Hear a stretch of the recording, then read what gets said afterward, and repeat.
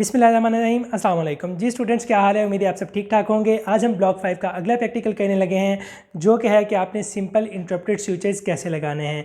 ये हमारे सामने पड़ी है एक स्किन और ये है सारा इंस्ट्रूमेंट जिसके साथ हम आज इस स्किन पे स्विचें लगाएंगे। अच्छा जी, सबसे पहले ये प्रैक्टिकल स्टार्ट करने से पहले आपको एक दो चीज़ों का पता होना चाहिए। पहली ये सबसे इम्पॉर्टेंट कि एग्ज़ाम में आपको जस्ट वर्बली एक्सप्लेन करना आना चाहिए कि एक स्किन को स्विचें कैसे कहते हैं। ठीक है जी, वहाँ पे कोई आपको फिज़िकली ये नहीं कहेगा कि ये हमें कह के दिखाएं। ठीक है जी। उसके बाद नंबर 2 चीज़ कि जब भी आपके पास एक बंदा एक वुंड के साथ आता है, लेट्स सपोज हमारे पास एक बंदा आया, उसके बाजू के ऊपर ये ज़ख़म था। ठीक है, इस ज़ख़म को हम 3 स्टेप्स में ट्रीट करते हैं। सबसे पहले हम इस ज़ख़म को कहते हैं क्लीन। इसके अंदर कोई अगर शीशा वगैरह हो, कोई डेब्रिस हो, कोई मिट्टी वगैरह, कोई पत्थर हो या इसके अंदर कोई पस हो, हम उसको साफ़ करते हैं। दूसरे स्टेप में हम क्या करते हैं कि हम इसके जो इर्द गिर्द वाली स्किन होती है उसको एनेस्थेटाइज कर देते हैं, सुन कर देते हैं, ताकि पेशेंट को दर्द कम से कम हो। और तीसरे स्टेप में हम कहते हैं स्यूचरिंग। अब मैं आपको एक्सप्लेन करूंगा कि जब आप CFIC में आपने स्टेशन को अप्रोच किया, वहाँ पे ये लिखा हुआ था कि जी आपने एक बंदे को स्यूचर कैसे करना है, एक्सप्लेन करें, वर्बली बताएं, तो वो आपने कैसे बताना है। सबसे पहले आपने अपने एग्जामिनर को कहना है कि जी सबसे पहले मैं अपनी प्रोसीजर ट्रॉली पकड़ूंगा। ये आपके सामने भी प्रोसीजर ट्रॉली एक शो हो रही है। इसकी जो ऊपर वाली सतह होती है उसको मैं साफ़ करूँगा किसी भी डिसइंफेक्टेंट से। अल्कोहल डिसइंफेक्टेंट UHS ने लिखा हुआ है कि वो आप यूज़ करें, तो आप कह दें जी मैं अल्कोहल डिसइंफेक्टेंट से इसकी जो ऊपर वाली जगह है उसको साफ़ करूँगा। उसके बाद मैं पकड़ूंगा एक ट्रे। अच्छा, ये जो ट्रे है ये आम तौर पर सर्जरी में यूज़ होती है। इस ट्रे में हम क्या कहते हैं, अब ये चीज़ें हम इस स्यूचरिंग के दरमियान में यूज़ करेंगे, तो हमने ये वाली चीज़ें उस ट्रे में रख लेनी है ताकि जो प्रोसीजर ट्रॉली है उसमें सारे इंस्ट्रूमेंट्स प्रेजेंट होते हैं। उसमें से निकाल के हमने उस ट्रे में ये चीज़ें रख ली ताकि बार बार हमें जो प्रोसीजर ट्रॉली है उसको खोलना ना पड़े, क्योंकि हम इस प्रोसीजर के दरमियान स्टीराइल ग्लव्स भी पहनेंगे, नॉन स्टीराइल ग्लव्स भी पहनेंगे, ताकि जो हमारी स्टीराइल चीज़ें हमारी प्रोसीजर ट्रॉली में पड़ी हैं वो भी नॉन स्टीराइल ना हो जाएं। अच्छा, उसके बाद आप कहेंगे कि जी मैंने प्रोसीजर ट्रॉली भी तैयार कर ली, वो ले ली, उसके बाद मैंने ट्रे में चीज़ें भी रख ली। फिर मैं जाऊंगा पेशेंट की तरफ, उसको एक्सप्लेन करूंगा कि जी मेरा नाम डॉक्टर अवैस है, मैं आपकी ज़ख़म पे ये जो वुंड बना हुआ है इसको स्यूचर करूँगा, इसको टांके लगाऊंगा। इसके लिए जो इसके इर्द गिर्द वाली जगह है इसको मैं सुन कर दूंगा टीका लगा के, ताकि आपको दर्द कम से कम हो। उम्मीद है इस प्रोसीजर के दौरान आप मुझसे ताउन करेंगे। ठीक हो गया जी। ये चीज़ एक्सप्लेन करने के बाद अब यहाँ पे मैं आपको 2 से 3 इंस्ट्रूमेंट्स के नाम बता दूँ जो कि इस स्यूचरिंग के दरमियान में यूज़ होंगे। अगर ये सिर्फ 2 से 3 इंस्ट्रूमेंट्स के नाम हैं, अगर आप अपने एग्जामिनर को एक्सप्लेन करते हुए इन इंस्ट्रूमेंट्स के नाम ले देते हैं तो समझें कि आपके फुल बटा फुल नंबर पक्के, क्योंकि फाइनल ईयर के भी जो स्टूडेंट्स होते हैं उनको भी इन चीज़ों के नाम नहीं याद होते। तो सिर्फ 2 से 3 चीज़ें, सिर्फ 3 चीज़ें हैं जिनके नाम आपने याद रखने हैं, जो कि कोई मुश्किल नहीं है। तो आपने इन 3 चीज़ों के नाम रट लेने हैं। सबसे पहले ये फॉर्सिप है। ठीक है, सबको पता है कि जी ये चिमटा है, फॉर्सिप है।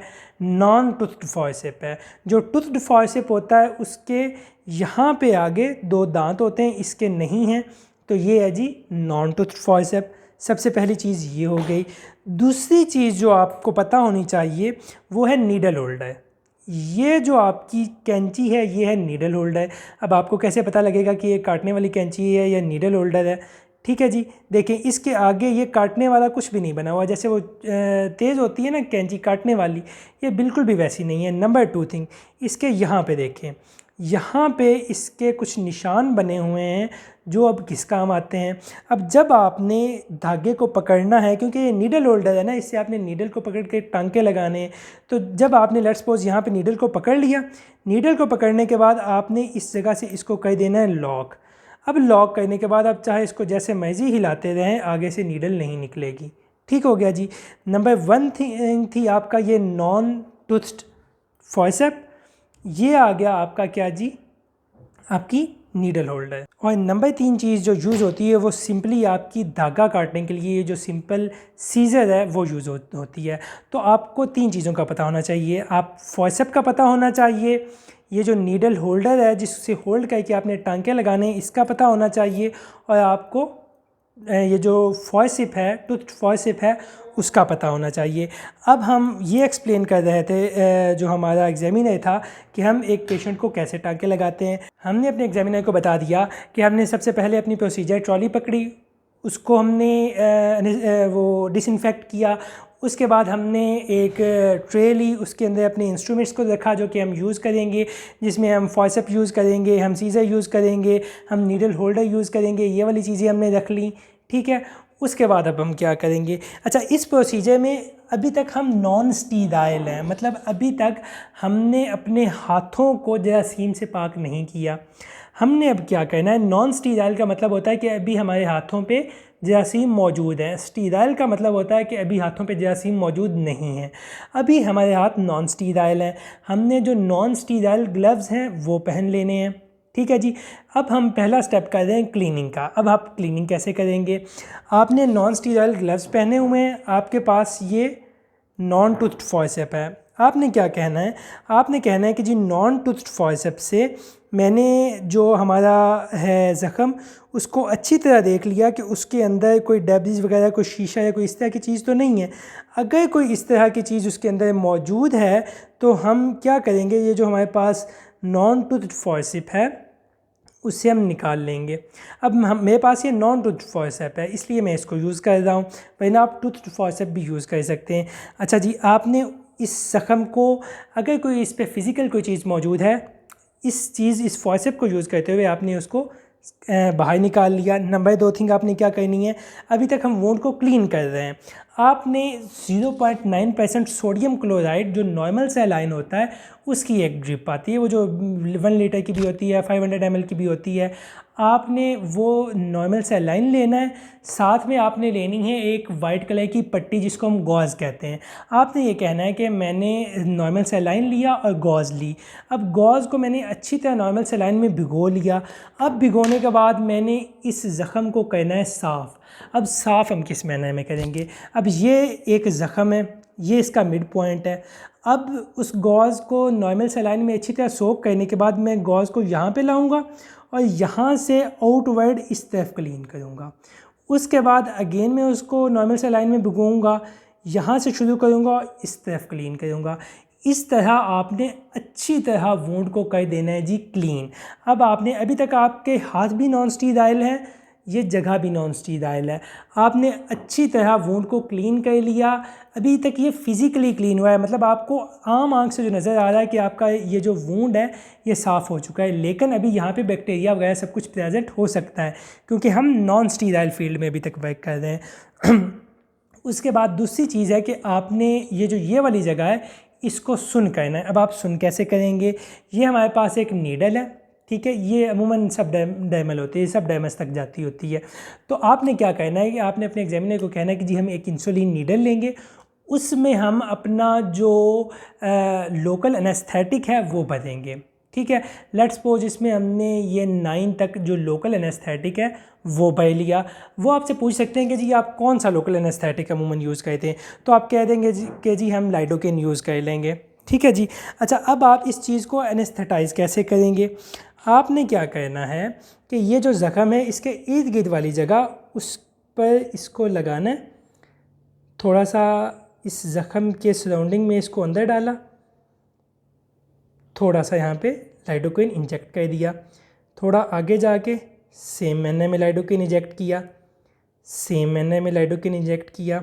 इसी तरह आपने इस ज़ख़म की हर साइड पे लाइडोकेन इंजेक्ट कर देना है और लाइडोकेन इंजेक्ट करने के बाद आपने तकरीबन 4 से 5 मिनट इंतज़ार करना होता है ताकि लाइडोकेन का असर सही तरह हो जाए। अच्छा, अब मैंने यहाँ पे लाइडोकेन को इंजेक्ट कर दिया और जगह को सुन्न होने के लिए मैंने 4 से 5 मिनट दिए। अब इन 4 से 5 मिनटों के बाद हमने क्या करना है, अब जी हमने स्टीराइल होना है। अब बहुत हमने नॉन स्टीराइल फील्ड में काम कर लिया, अब हमने स्टीराइल होना है। अब हमने विदाउट बैक्टीरिया यहाँ पे काम करना है ताकि जो हमारा ये ज़ख़म है वो इन्फेक्टेड ना हो। अब हम क्या करेंगे, सबसे पहले जो सर्जन सर्जरी करने से पहले स्क्रब बिन होते हैं, अमूमन आपने देखा हुआ होगा, हम वो करेंगे। क्योंकि आपके CFRC में ये टॉपिक नहीं है कि आपने स्क्रब बिन कैसे होना है, तो मैं आपको यहाँ पे वो भी नहीं करवाऊँगा। मैं आपको जस्ट ये बताऊँगा कि आपने अपने एग्जामिनर को बताना है कि मैं जी स्क्रब बिन होऊंगा, जिसमें मैं अपने हाथों को स्टीराइल करूँगा सबसे पहले आम पानी के साथ, फिर मैं इसके ऊपर पायोडीन लगा के अच्छी तरह जो अपने हाथ कोहनियों तक इनको मैं स्टीराइल करूँगा, दोनों हाथों को। उसके बाद जो स्टीराइल ग्लव्स हैं मैं वो पहनूँगा। पहले जो मैं काम कर रहा था वो मैं नॉन स्टीराइल ग्लव्स पहन के काम कर रहा था। अभी जो मैं काम करूँगा वो मैं स्टीराइल ग्लव्स पहन के काम करूँगा। अब मैंने स्टीराइल ग्लव्स पहन लिए, उसके साथ मैंने क्या किया, मैंने पायोडीन लेके, अब ये स्टेप वो है जो UHS ने नहीं लिखा हुआ, पायोडीन लेके मैंने इस ज़ख़म के इर्द गिर्द और इस ज़ख़म के अंदर अच्छी तरह इसको साफ़ कर लिया, ताकि इसके अंदर अगर कोई बैक्टीरिया है तो वो मर जाए। ठीक है, ये स्टेप UHS ने नहीं लिखा हुआ, लेकिन हम ये स्टेप कहते हैं ताकि इस जगह पे अगर कोई एंटीबायोटिक कोई बैक्टीरिया प्रेजेंट है तो वो मर जाए। अच्छा, पायोडीन से हमने इसको साफ़ कर लिया। उसके बाद हम इस जगह को कह देते हैं ड्रेप। ड्रेप कैसे कहते हैं कि हमारे पास हम अब ये जो प्रोसीजर होता है ना, हम ये कहते हैं या तो माइनर ओटीज़ में या जो मेजर ओटीज़ हैं उनमें हम कहते हैं। तो जो दोनों जगह पे कुछ इस तरह के कपड़े मौजूद होते हैं जो कि बिल्कुल स्टीराइल होते हैं, जो उन्होंने इस तरह से धोए होते हैं, इस तरह से साफ़ किए होते हैं कि उन पर जरासीम नहीं होते। तो अब ये लेट्स सपोज एक बंदे की का बाजू है, उसके ऊपर ये ज़ख़म है, तो आपने बाजू के जो ऊपर वाली जगह, नीचे वाली जगह और साइड्स वाली जगह को अच्छी तरह कवर कर देना है, इस तरह से कि जो सर्जन है उसको जस्ट ये वाली जगह नज़र आ रही हो। ठीक है जी। अब हमारे पास हमने पहले इस जगह पे पायोडीन लगा ली, ये वाली जगह अभी बैक्टीरिया से पाक हो गई। इसके इर्द गिर्द हमने वो कपड़े लगा दिए जिन पे बैक्टीरिया नहीं है। मतलब अब जो हमारे पास पेशेंट के जिस्म के ऊपर जिस फील्ड पे हमने काम करना है वो ऐसी फील्ड बन गई है जहाँ पे बैक्टीरिया नहीं है। साथ ही हमने पहले स्क्रबिंग कर लिया था। इसका मतलब है कि अब हम जिन हाथों के साथ इस जगह पे काम करेंगे वो भी स्टीराइल हैं, उनके ऊपर भी बैक्टीरिया नहीं है। अब हम करेंगे यहाँ पे स्यूचरिंग स्टार्ट।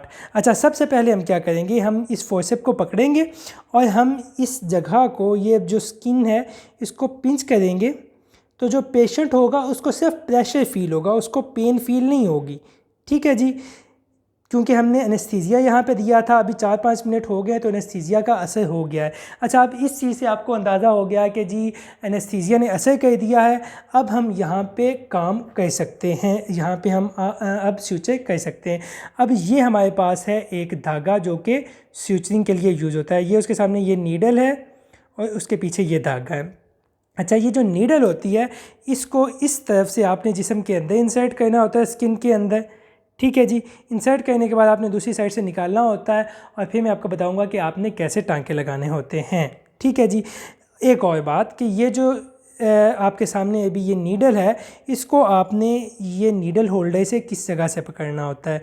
ये इसका आउटर 2/3 है, ये इसका इनर 1/3 है। इनके जंक्शन पे तकरीबन इस जगह पे आपने इसको पकड़ना होता है। अब मैं आपको एक्सप्लेन करता हूँ सही तरह। आपके हाथ में जो आपका डोमिनेंट हैंड है उसमें होगी ये नीडल होल्डर, ये मेरे पास नीडल होल्डर मौजूद है, ये आपके डोमिनेंट हैंड में। और जो नॉन डोमिनेंट हैंड है उसमें आपका के पास ये फॉर्सेप मौजूद होगा। अब उस फॉर्सेप की मदद से आप इस नीडल को अच्छी तरह सही तरह पकड़ोगे।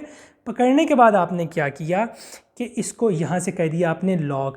अब आप जिस तरह मर्जी कहते रहें फ़र्क नहीं पड़ता। ठीक है जी। एक और चीज़, जब आप किसी भी इस तरह पकड़ते हैं ना नीडल होल्डर को, कभी भी आप पकड़ते हैं, ठीक है, तो जो अंगूठा होता है वो आपने एक ये जो इसका गोल दायरा है उसमें डालना होता है, और जो रिंग फिंगर होती है वो आपने यहाँ पे डालनी होती है दूसरे गोल दायरे में। और ये जो आपकी इंडेक्स फिंगर है वो आपने यहाँ पे रख के, ताकि आप अच्छी तरह ज़ख़म के अंदर जा सकें। ठीक हो गया जी। अच्छा, अब हमने यहाँ पे करना है स्यूचर। स्यूचर हम कैसे करेंगे, अब यहाँ पे लेट्स सपोज आपने ज़ख़म की एक साइड से शुरू होना है और दूसरी साइड पे जाना है। मैं आपको एक स्यूचर लगा के दिखाऊंगा, सिर्फ एक लगा के दिखाऊंगा ताकि आपको पता लग जाए। ये मैं दरमियान में लगाऊंगा ताकि आपको आसानी से आराम से नज़र आ जाए। अच्छा, आपने क्या करना है कि ये ज़ख़म है, ज़ख़म से थोड़ा सा इधर आपने इसको करना है इंजेक्ट, इस तरह अंदर ज़ख़म के, और अपने हाथ को करना है सुपिनेट। जब आप सुपिनेट करेंगे दूसरी तरफ ये वाली निकल आएगी इसकी सुई। अब आपने इसको नीडल होल्डर को यहाँ से पकड़ना है, ठीक है, और इसको आपने धागे को निकाल लेना है। अब आपने ये चीज़ बहुत ध्यान से देखनी है कि आपके एक साइड पे धागा कम है और दूसरी साइड पे धागा ज़्यादा है, ठीक है जी। अब आपने सर्जन्स नॉट लगानी है। सर्जन्स नॉट कैसे लगाते हैं, ठीक है, ये धागा आपने पकड़ना है, ये जो आपकी कैंची है, ये जो आपका नीडल होल्डर है, उसके गिर्द लपेटना है और जो छोटा धागा है उसको पकड़ना है। इस तरह नॉट को बाहर लेके जाना है और छोटे धागे की अपोजिट साइड पे इसको कस देना है।